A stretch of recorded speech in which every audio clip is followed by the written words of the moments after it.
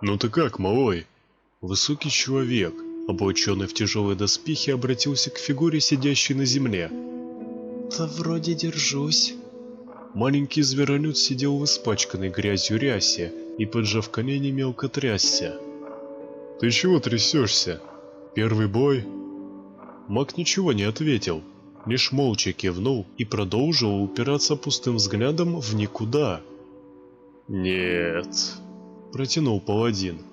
«Так дело не пойдет».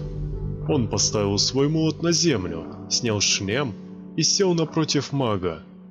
«Я тебе дам совет. Не показывай свой страх. Враги его за километр чуют». Громила протянул руку под капюшон и потрепал новичка по голове. Затем он достал из-за пояса флягу, сделал глоток и протянул ее собеседнику. Подняв взгляд, зверолюд протянул мелко дрожащую руку, взял флягу и, поднеся ее к рту, сделал несколько больших глотков. В ту же секунду по всему телу разлилась горечь, а мозг словно проткнули тысячами игл. От такого эффекта маг скрючился на земле и несколько минут бился в конвульсиях. «Что это?» Сквозь сжатые зубы процедил маг. «Обычное зелье бодрости?» Ничуть не смутившись, ответил паладин.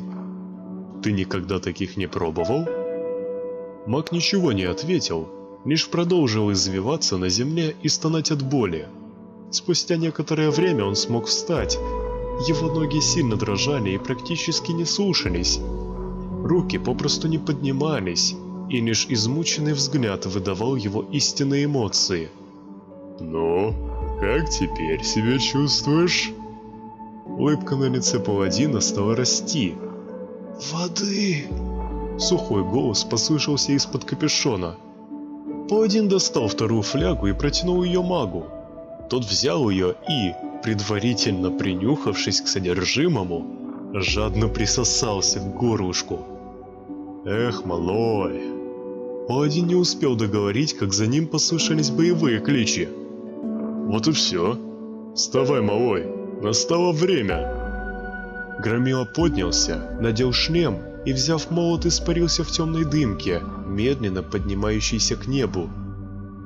Маг же удивленно проводил его взглядом и, вспомнив про флягу в его руках, хотел было окликнуть его, но, внимательно присмотревшись к ней, обнаружил осторожно нацарапанную подпись «Айршифт». Спустя 3 месяца обе страны подписали мирный договор. Все тяжелые битвы были окончены, вернувшиеся к своим родным воины обеих стран были встречены радостными возгласами и выкриками.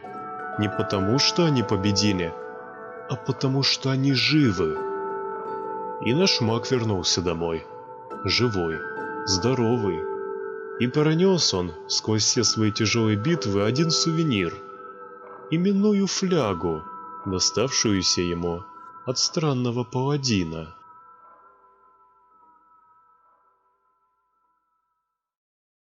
Если тебе понравилась эта история, либо же мой голос, не забудь поставить лайк и подписаться. Ну а в случае, если хочешь смотреть новое видео первым, не забудь про колокольчик.